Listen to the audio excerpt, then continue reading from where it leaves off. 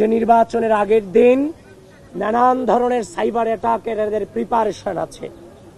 আমি যে সংখ্যাগুলো করেছিলাম তারই প্রমাণ মিলল আজ সকাল 9টা 9:30টার দিকে। আমি ঘুম থেকে উঠে আমি যখন প্রিপারেশন নিচ্ছিলাম আমি বাসা থেকে বের হব, ঠিক ওই মুহূর্তে আমি দেখতে পেলাম আমার আইডি নাই হয়ে গেছে, ডিসেবল হয়ে গেছে। আমি বিভিন্ন প্রমাণাদির মধ্য দিয়ে ইনস্ট্যান্ট আপিল করে আমি প্রাথমিকভাবে আমি আমার আইডি নিয়ে আসছিলাম। প্রথমবার যখন আমি দেখলাম ব্ল্যাঙ্ক দেখাচ্ছিল, এর পরবর্তীতে আমি আইডি উদ্ধারের পরে আমি আমার ফেসবুক প্রোফাইলে একটা পোস্ট করেছিলাম যে ঢাকা বিশ্ববিদ্যালয় এবং বাংলাদেশকে সচেতন থাকবার জন্য।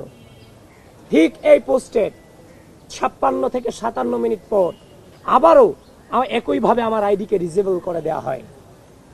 আপিল করে রেখেছি প্রমাণাদি দিয়ে। আমি জানি না আমি আইডি আর নির্বাচনের আগে ফিরে পাবো কিনা।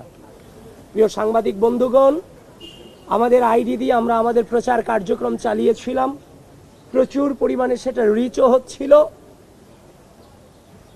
আমরা আমাদের এই ক্ষুদ্র জীবনে ছোট থেকে আজ পর্যন্ত যে লেভেলে এসেছি সে পর্যন্ত কোনোদিন কাউকে পেছন দিয়ে আঘাত করার চেষ্টা করিনি।